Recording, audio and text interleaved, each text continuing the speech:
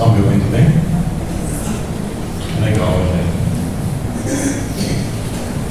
Muito bom estar aqui de novo, conversando, fazendo relaxamento. Tão gostoso, parabéns, eu acho realmente muito gostoso esse relaxamento.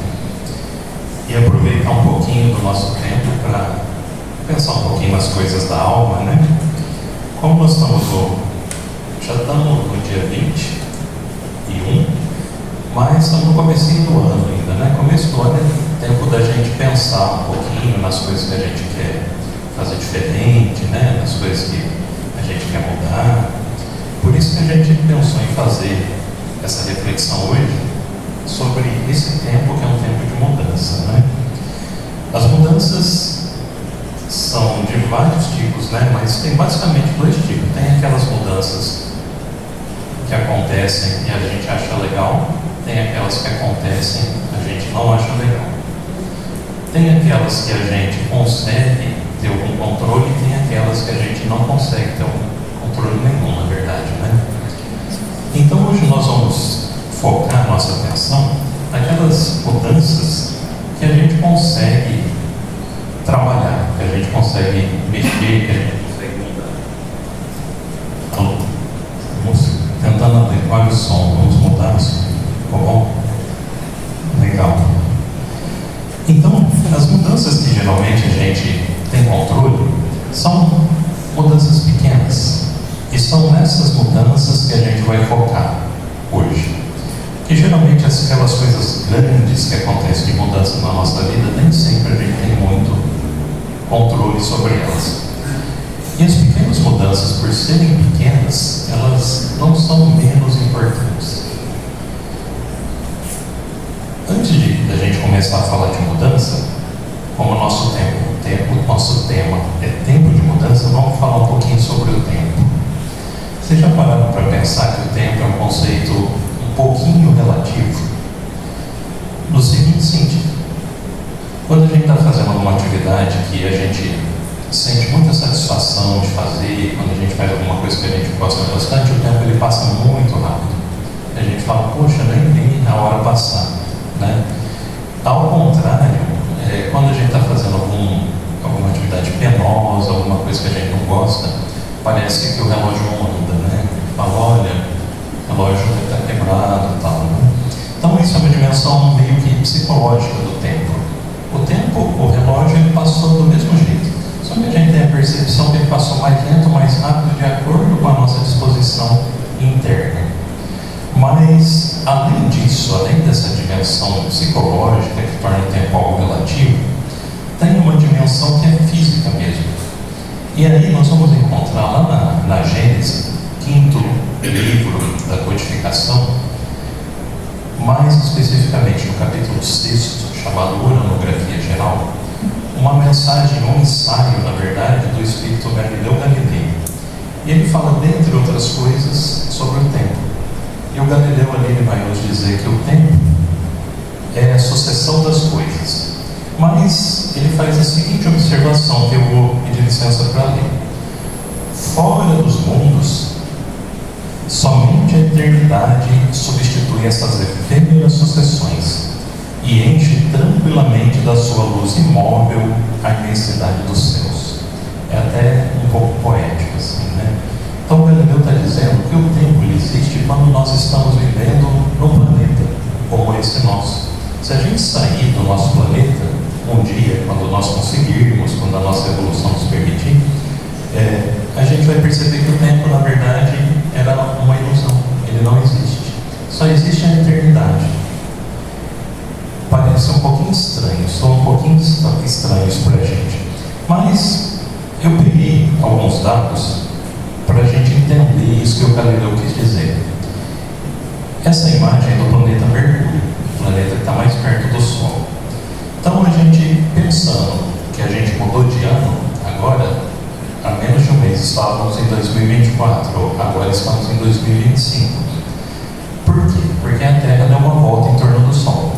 É isso que a gente convencionou chamar de ano, né? Quando a Terra dá uma volta em torno do Sol, a gente diz que se passou um ano. Levando em consideração esse conceito, lá em Mercúrio, um ano tem 88 dias.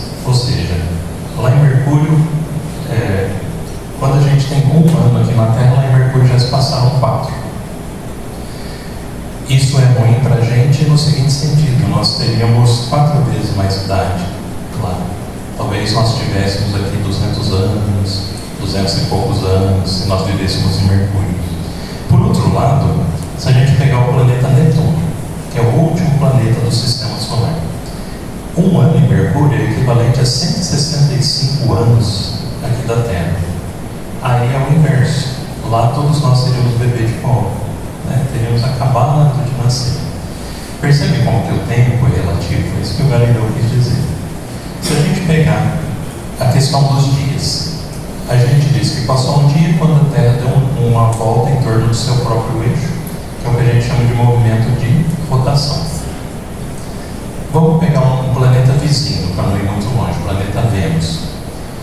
Para ele dar uma volta em torno do próprio eixo, ele leva 243 dias terrenos. Olha quanto tempo. Um dia em Vênus equivale a 243 da Terra. Por quê? Porque o tempo é diferente? Não, porque ele gira lento. Vênus ele gira bem lentamente. Então o dia em Vênus é demoradinho. E olha que coisa interessante. O maior planeta do Sistema Solar, que é Júpiter, planeta gigantesco, ele gira tão rápido que o dia em Júpiter só teria 9 horas.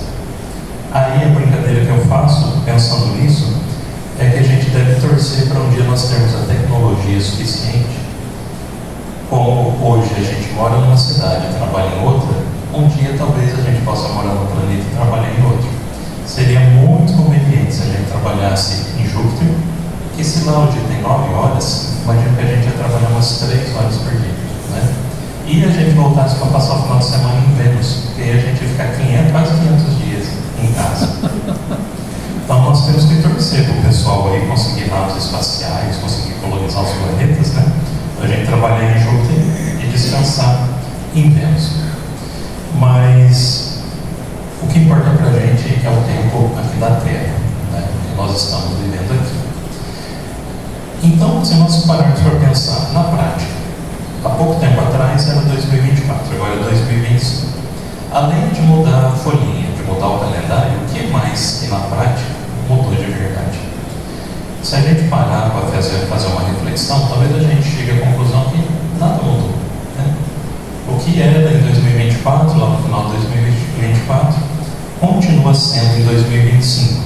E aí a gente começa a achar que talvez essa questão do tempo não seja tão importante assim.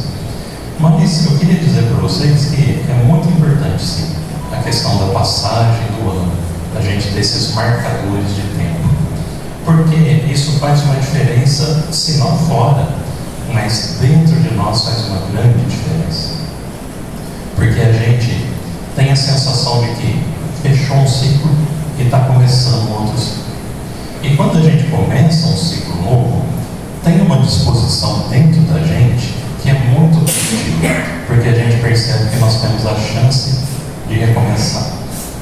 Então, pode ser que a gente faça uma avaliação, se a gente parar para pensar, final de 2024, talvez nós tenhamos parado para pensar, aí nós vamos identificar que durante aquele ano a gente fez bastante coisa. Algumas foram boas, outras não foram tão boas. Algumas a gente deveria ter feito, mas não fez. Outras que a gente não deveria ter feito, a gente resolveu fazer, né? E pode ser que a gente gostasse de ter uma oportunidade de corrigir as coisas que a gente fez errado, ou uma oportunidade de fazer as coisas que a gente acabou deixando por fazer. E essa é a oportunidade. Nós temos aí 365 dias em branco para a gente preencher da forma que a gente achar melhor. É um recomeço. E a questão de recomeçar, ela envolve quebrar alguns grilhões, quebrar algumas cadeias. São várias. Essa imagem é bem ilustrativa. É comum. A gente tem, às vezes, inconscientemente, a gente acaba arrastando, carregando com a gente alguns pesos que talvez não fosse necessário. É como se a gente tivesse algumas bolas de ferro que a gente amarra no pé e dificulta a nossa caminhada. Existem vários disso daí, mas eu selecionei 3 para a gente conversar aqui. O primeiro deles é a culpa. Então, se a gente fez uma reflexão no final do ano passado, a gente chegou à conclusão que nós fizemos algumas coisas que não foram legal, algumas pessoas talvez a gente não tenha agido da maneira mais que a gente gostaria mesmo, né? Isso pode gerar dentro de nós o sentimento de culpa, o sentimento de remorso. E esse sentimento, se no primeiro momento ele é positivo, porque se a gente errou, é positivo a gente reconhecer o erro. Só que o que não é positivo é a gente ficar carregando aquilo dentro da gente, porque a culpa é um sentimento paralisante. E tudo que a gente não pode nessa vida é se permitir parar. Quando a gente pensa no que passou e que a gente gostaria que não tivesse acontecido, que a gente gostaria de ter feito melhor, tem um pensamento que eu costumo usar para mim e talvez seja útil para todos nós, que é assim: olha, eu fiz uma coisa errada, eu não agi bem, só que aquilo era o que eu sabia fazer. Eu só agi daquele jeito porque era o melhor que eu sabia fazer. Eu não tinha noção de que poderia ser diferente. Isso não vai resolver a questão, só que tira muito o peso da culpa. Se eu soubesse fazer melhor, eu teria agido melhor, né? Então, quando a gente tem algum sentimento de pesar, de culpa, poxa vida, por que eu fiz aquilo, né? Pensa nisso: olha, eu fiz aquilo porque era o melhor que eu sabia fazer. Agora eu já entendi, então eu já sei fazer melhor, então dá para eu fazer diferente. E uma outra bola de ferro que a gente costuma trazer no nosso tempo é a mágoa. É meio que o inverso da culpa, né? Quando a gente sente culpa é porque a gente fez alguma coisa para alguém, depois a gente achou que não era o mais adequado. Quando a gente sente mágoa é porque alguém fez alguma coisa para a gente que nos feriu, que nos ofendeu. Então a gente costuma carregar aquilo lá e é muito natural. É bem difícil mesmo que a gente seja como Chico, seja como Gandhi, que diziam que nunca se ofenderam porque não se permitiam ofender, seja qual fosse a questão que tivesse acontecido, né? Mas com a gente ainda não é assim, então nós nos magoamos mesmo. Mas o que a gente não pode permitir é que a mágoa nos paralise também. Então, quando nós temos a oportunidade de recomeçar, a gente pensa assim: se aquela pessoa me tratou de tal forma, é porque era o melhor que ela sabia fazer. Se ela soubesse que tem outro jeito de agir, ela teria agido de outro jeito. Então isso não vai resolver o problema, mas tira muito daquele peso e nos permite recomeçar sem ter essa bola de ferro nos nossos pés. Então a nossa caminhada vai ser bem mais leve. Mas, para falar da terceira bola de ferro que nós começamos pelos pés, nós que já citamos o Galileu, a gente vai lembrar que nós conhecemos o Galileu hoje principalmente por uma questão daquela condenação que ele sofreu por ter tido a ousadia de dizer que a Terra girava em torno do Sol, né? Quando, no seu tempo, lá no começo do Renascimento, a ideia dominante era que a Terra era o centro do universo. Então, se a gente fala de geocentrismo, né? Porque isso dá um sentido de grandeza para nós. Olha, nós moramos no centro do universo e todo o restante orbita em torno de nós. Aí vem o Galileu dizer: não é bem assim. A Terra que gira em torno de uma estrela bem maior que ela, que é o Sol. Quando ele falou isso, nós conhecemos a história. Ele foi ameaçado com a fogueira, né? E a menos, deram uma chance para ele, a menos que ele fizesse aquilo que a gente chama abjurar, ou seja, falar que não é aquilo, né? Então Galileu, para salvar a própria pele, ele abjurou, quer dizer, ele falou: olha, hoje em dia os jovens diriam assim, deixa eu ver essa expressão, foi mal, eu estava doidão. Os jovens falam assim. Também o Galileu falou: não era, vocês não me entenderam bem, não era isso que eu queria dizer, não, a Terra é o centro do universo mesmo e tudo gira em torno da Terra, né? Aí ele foi colocado em prisão domiciliar, mas não foi queimado, né? Muito bem, o que tem a ver o geocentrismo conosco e com a nossa chance de recomeçar? É que nós não, nenhum de nós que está aqui, e nem ninguém que vai assistir depois, não tem isso, tá? Mas eu só vou dizer porque sempre a gente vai conhecer alguém que tem uma característica que a gente chama de egocentrismo. O egocentrismo, da mesma forma que o geocentrismo significa que a Terra é o centro e tudo gira em torno dela, o egocentrismo nos leva a considerar que o nosso ego é o centro de tudo e todas as coisas, todas as pessoas orbitam em torno de nós, não é? Então, isso é uma coisa ruim? Talvez seja. É difícil a gente falar em bom e ruim, mas se a gente chegar à conclusão que o egocentrismo, ou uma outra forma que a gente chama de egocentrismo, que é o egoísmo, né? Se a gente chegar à conclusão que não é tão legal assim, é por uma razão muito prática, porque essa postura nos afasta da nossa própria felicidade. Na questão 614 do Livro dos Espíritos, quando Kardec questiona sobre o que seria a lei natural, os Espíritos respondem que a lei natural é a lei de Deus, sendo ela a única verdadeira para a felicidade do homem.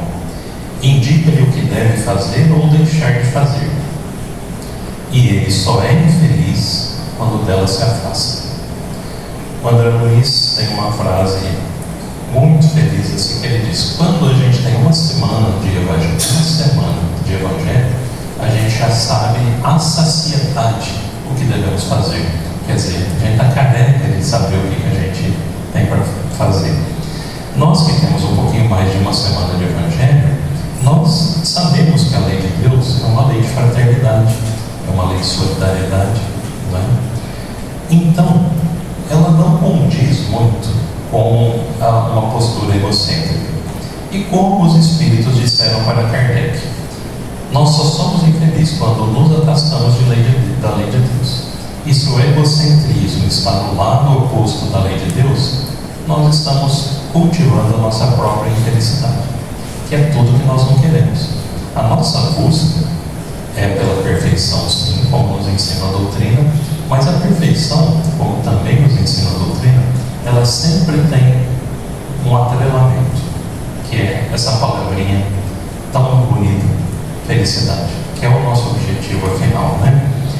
Mas não é a primeira vez que nós estamos fazendo uma reflexão de ano novo, né? A gente costuma fazer aquelas listinhas, né, de resoluções de ano novo. Nem importa tanto se a gente acaba cumprindo ou não, mas a gente sempre faz. Então, como que a gente poderia fazer desse ano um ano para a gente começar diferente? Tem uma dica que não é novidade para nós também.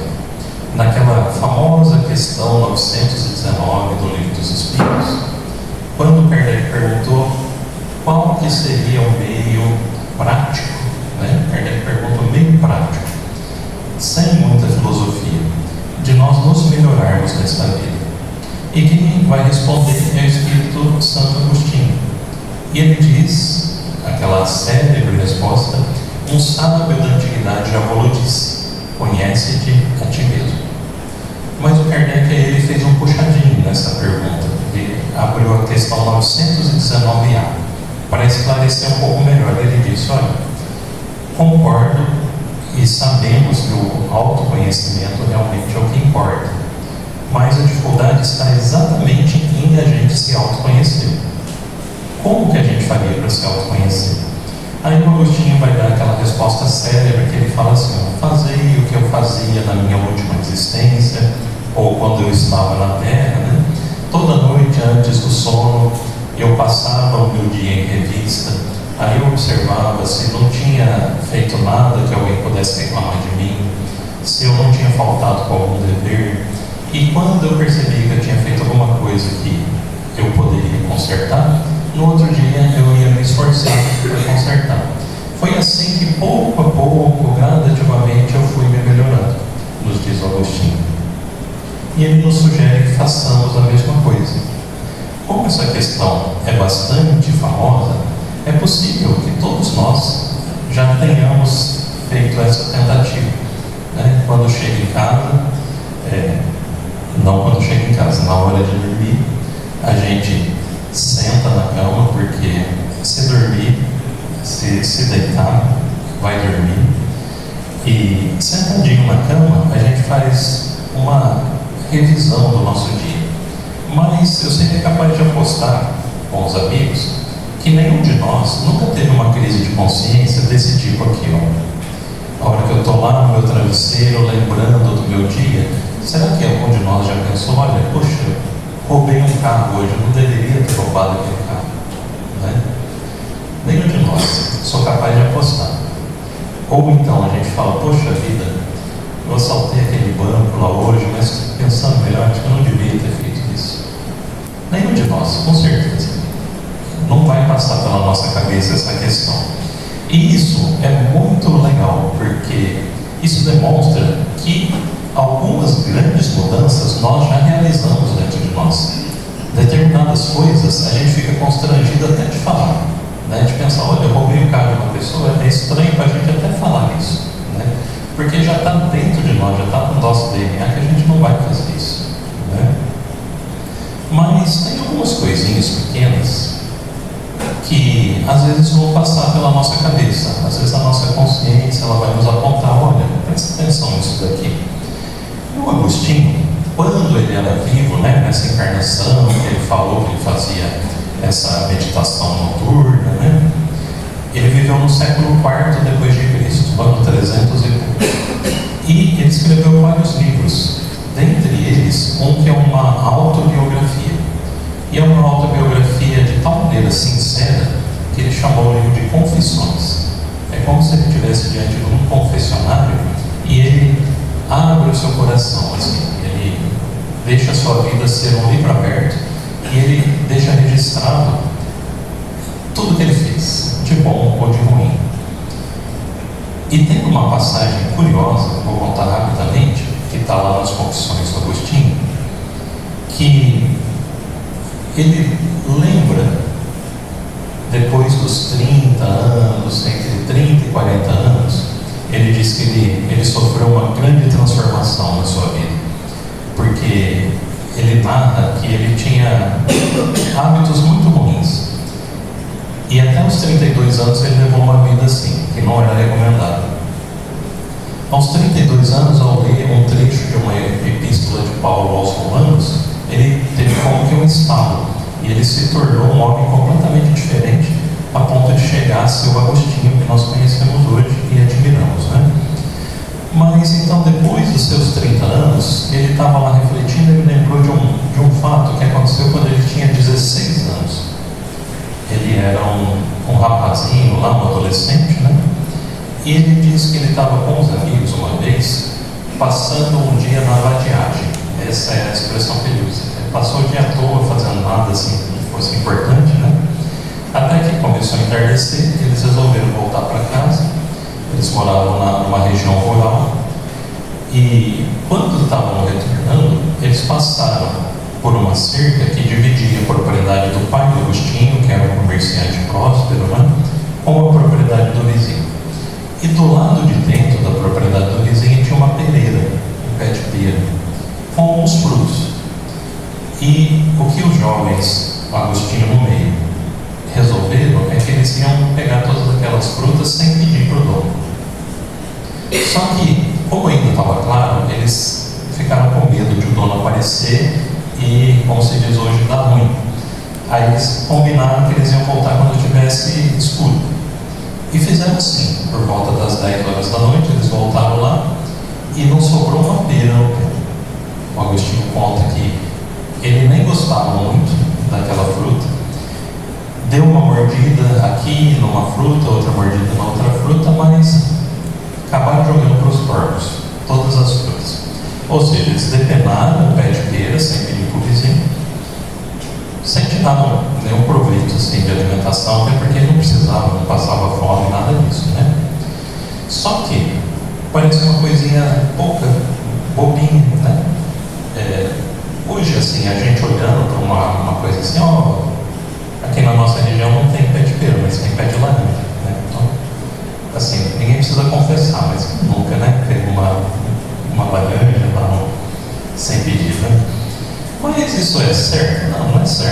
Mas é a coisa mais errada do mundo? Não é tão grave assim, né? Só que para Agostinho isso tomou uma dimensão de muita gravidade. A tal ponto que ele lembrou disso 20 anos depois do que aconteceu, escreveu no seu livro, e depois ele escreveu mais 2 ou 3 capítulos explicando por que não devia fazer aquilo lá.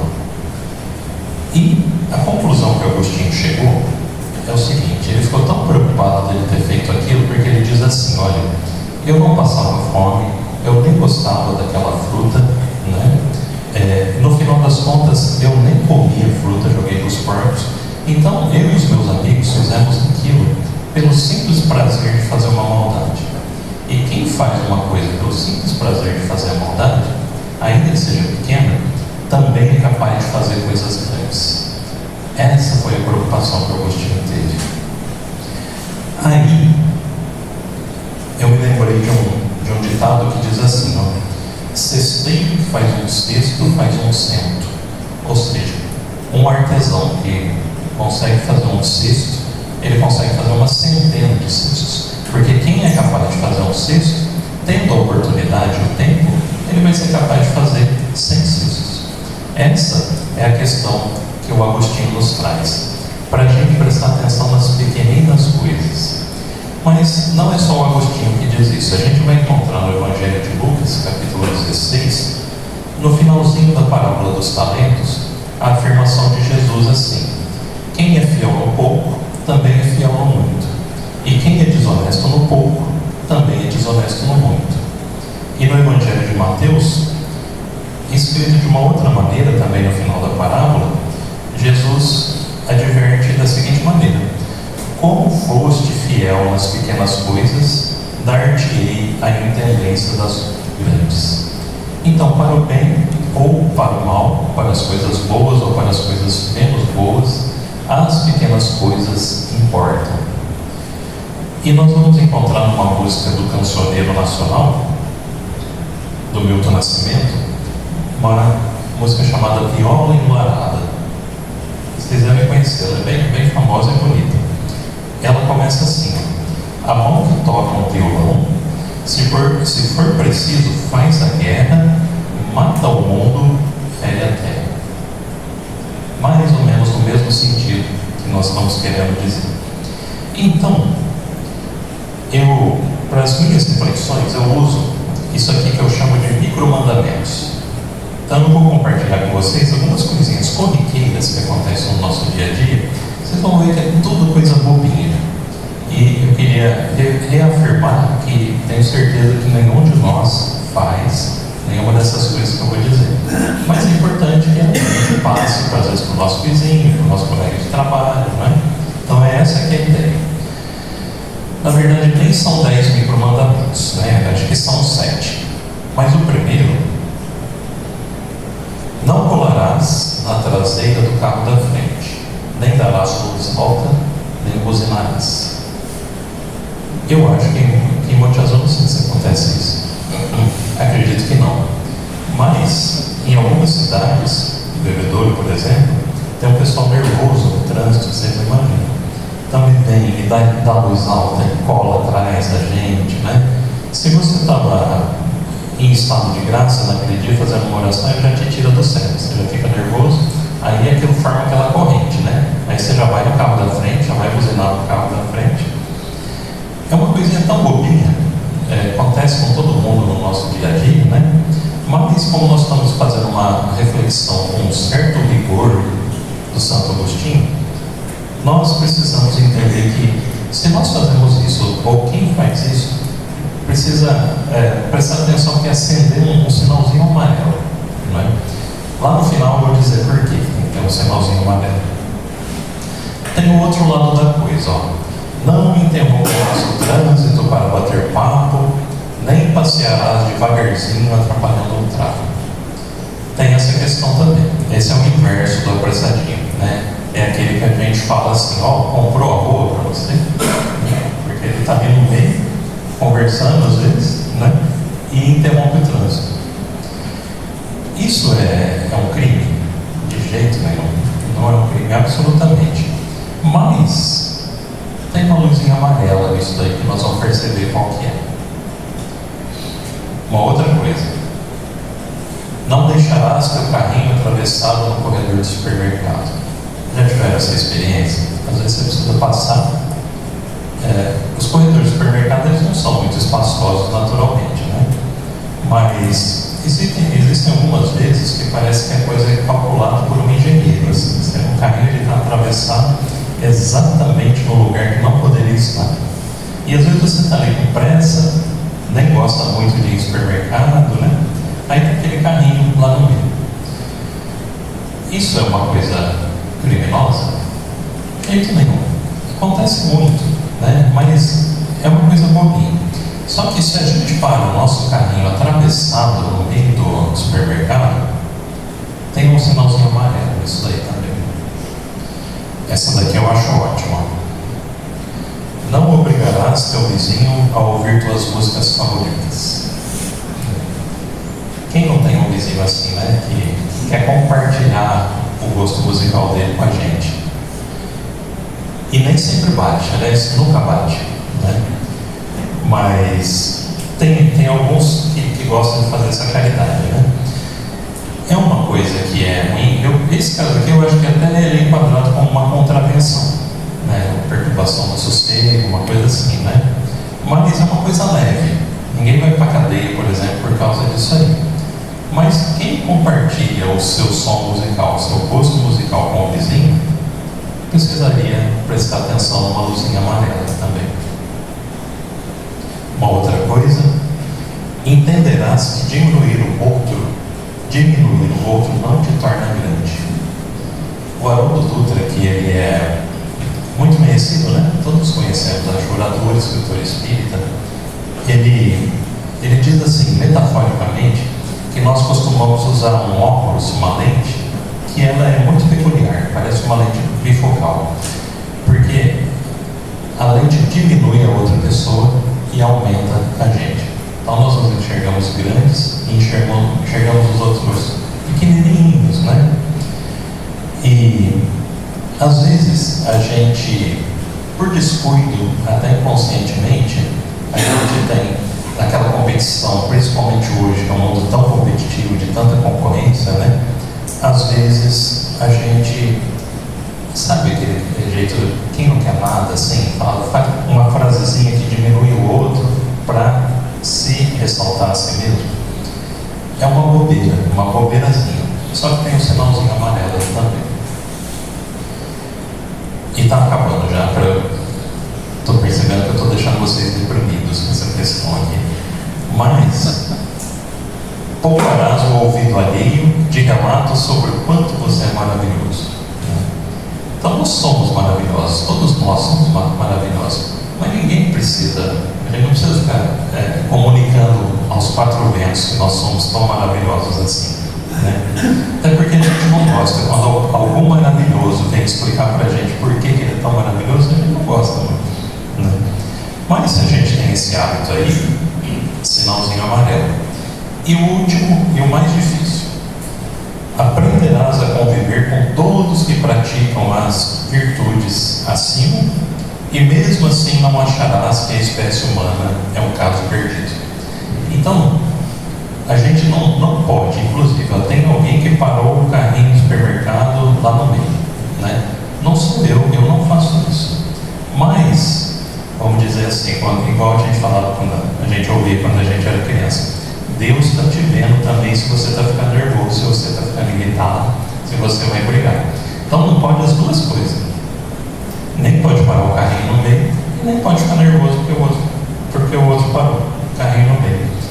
Vai lá, tira o carrinho.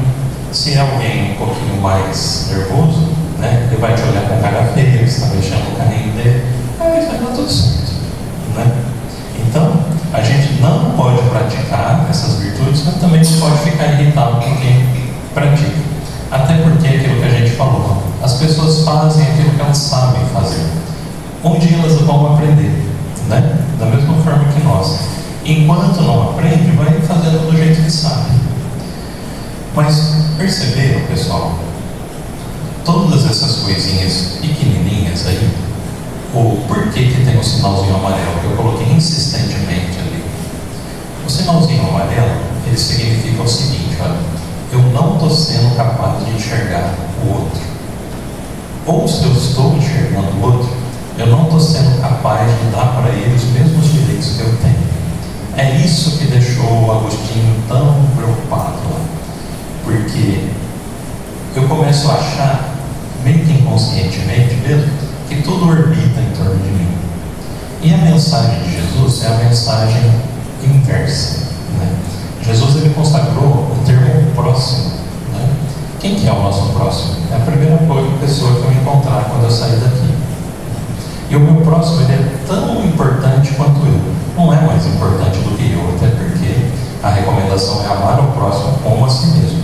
Mas é tão importante quanto eu.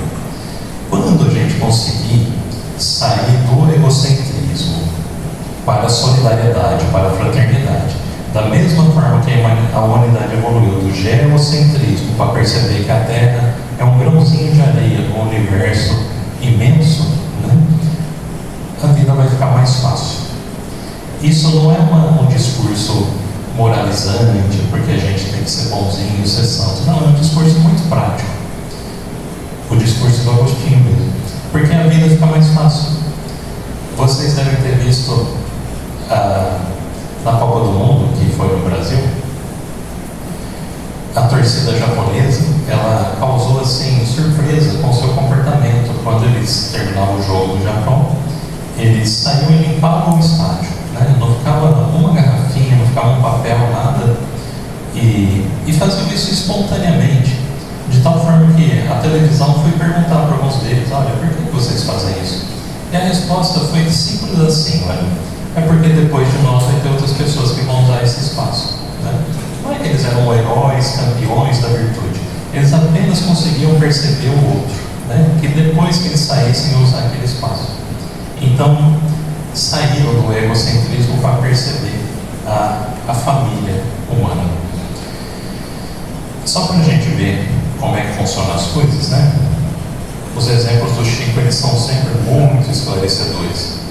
Então tem uma historinha que é verídica, inclusive, que conta que o Chico, um determinado dia, foi escolher tomate na feira, né?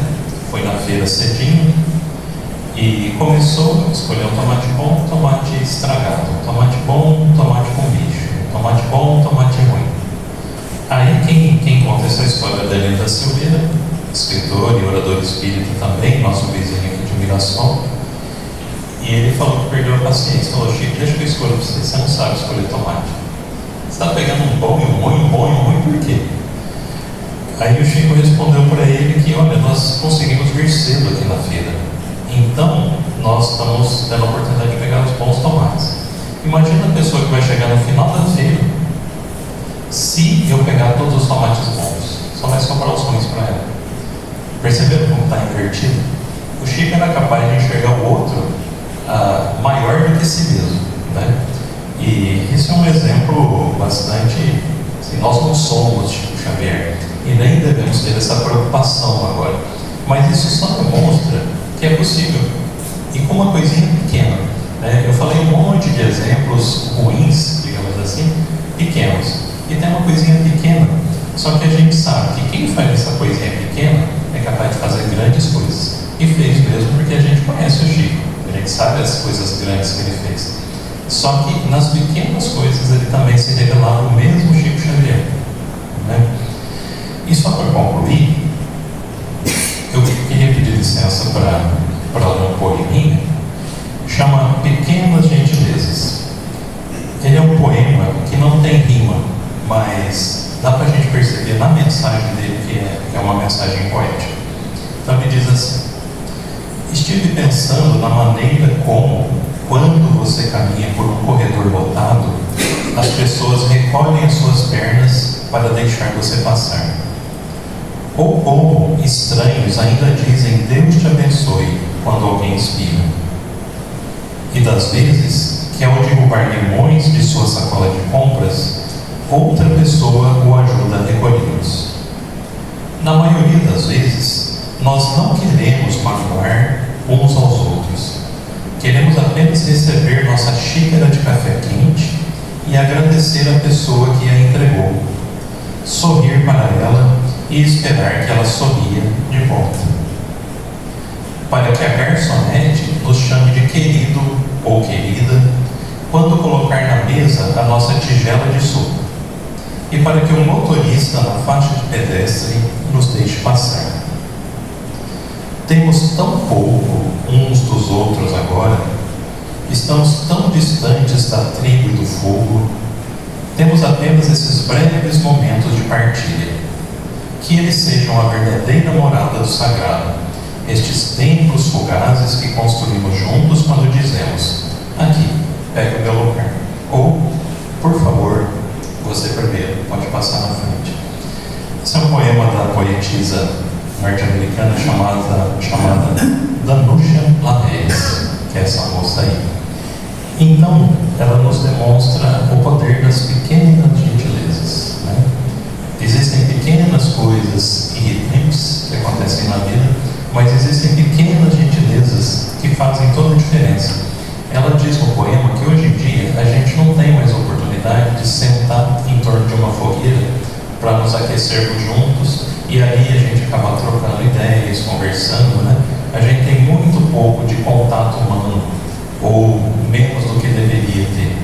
Então a gente deveria aproveitar esses pequenos momentos, esses momentos em que nós podemos prestar uma gentileza ou receber uma gentileza, como se fossem momentos sagrados, porque é isso que nos torna humanos, é isso que faz a gente, nós que estamos no mundo de provas e expiações, né, faz a gente passar pela prova, né, mostrar que nós somos fiéis no pouco, para que a gente consiga ganhar a intendência do muito. E a intendência do muito, em última análise, é aquilo que nós chamamos de felicidade. Conforme diz André Luiz, ele diz assim: Deus traçou o nosso destino para além das estrelas. A gente nem imagina quanta coisa boa que tem, basta que a gente vá se construindo um pouquinho a cada dia. Então, falando em gentileza, eu queria agradecer não a pequena, mas a grande gentileza que vocês fizeram de me ouvir por esse tempo, e que tenha sido uma reflexão útil, que a gente tenha uma ótima semana e que Jesus nos abençoe. Muito obrigado.